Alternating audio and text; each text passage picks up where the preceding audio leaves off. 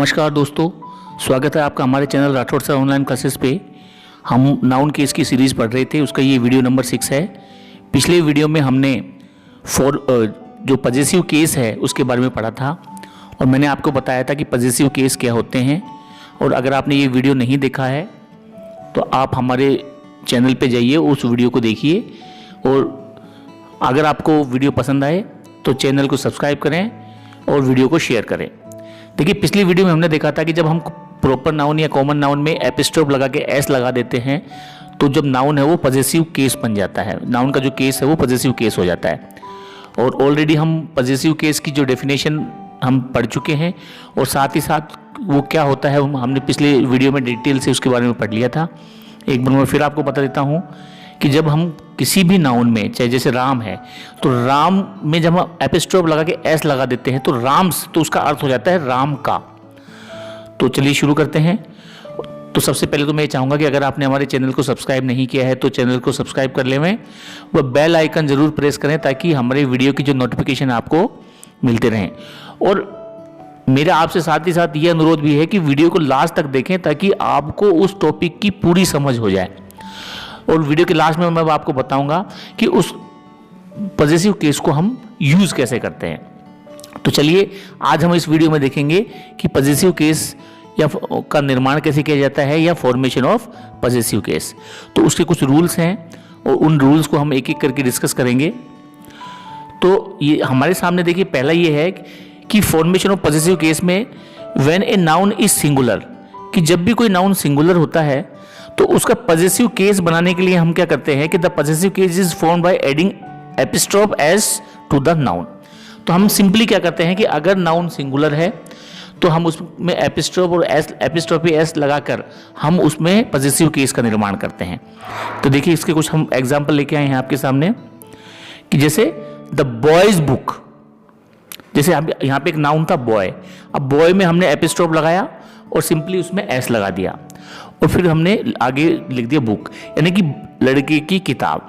अगर मान लीजिए ये एपिस्ट्रोफ नहीं होता तो इसका अर्थ हो जाता बॉयज बुक, का मतलब लड़कों वाली किताब हो जाता। लेकिन यहाँ पे एपिस्ट्रोफ एस लगने से इसका जो अर्थ हो गया लड़के की किताब, बॉयज बुक।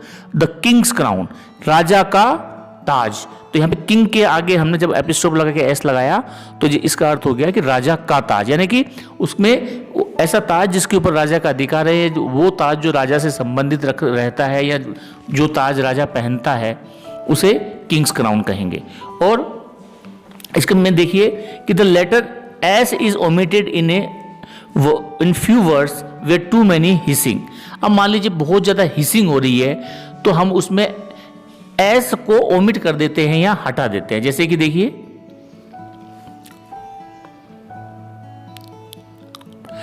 क्यों, उसमें क्या कि हिसिंग साउंड आती है और हिसिंग साउंड एक साथ आने से, जैसे फॉर कॉन्शियस शेक, यहां पे हमने कॉन्शियस के आगे एस अगर लगा देते तो कॉन्शियस का इसका जो हल था वो कॉन्शियस ऐसे कुछ हो जाता। तो अब यहां पे जैसे हमने एपिस्ट्रोफ को नहीं, हमने सिर्फ एपिस्ट्रोफ लगाया है, एस नहीं लगाया। फॉर गुडनेस शेक, अब जैसे गुडनेस में ऑलरेडी एस लगा हुआ है तो अगर हम इसके आगे एक एस और लगा देते हैं तो इसकी जो आउट साउंड है वो हिसिंग साउंड हो जाती, इसलिए यहां पे हमने एस नहीं लगाया है। तो इसका सेकंड रूल ये है कि अगर लास्ट में जैसे एस आता है तो बहुत ज़्यादा हिसिंग साउंड से बचने के लिए हम लास्ट में एस नहीं लगाते हैं, सिर्फ एपिस्ट्रोफ लगा देते हैं। फॉर जस्टिस, तो उस कंडीशन में भी sake. For Jesus sake, for Moses shake.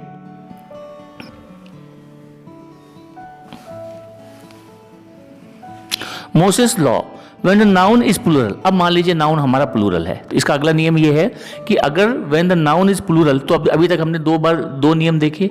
पहला रूल ये देखा कि अगर नाउन सिंगुलर है तो एपिस्ट्रोफ लगा के एस लगाएंगे। दूसरा रूल ये लगा कि लास्ट में अगर साउंड एस की आ रही है तो वो हिसिंग साउंड ना हो जाए, उसके लिए हम सिर्फ एक एपिस्ट्रोफ लगाते हैं।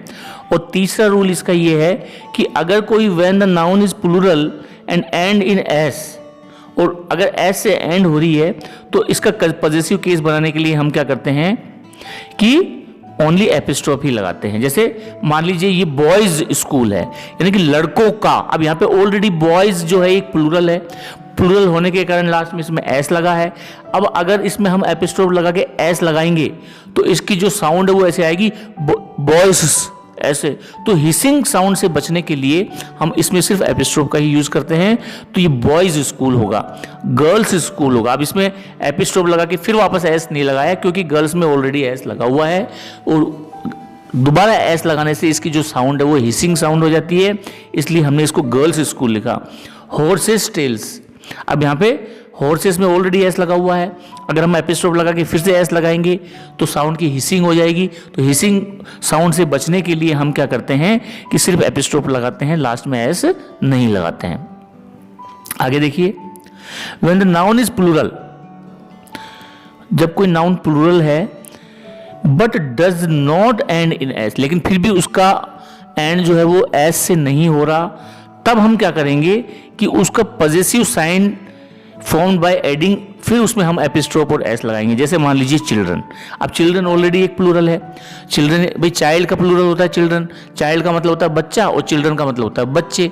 जैसे बच्चों की किताब, तो बच्चों की किताब, चिल्ड्रन ऑलरेडी प्लूरल है, लेकिन इसके लास्ट में क्या नहीं है, एस नहीं है।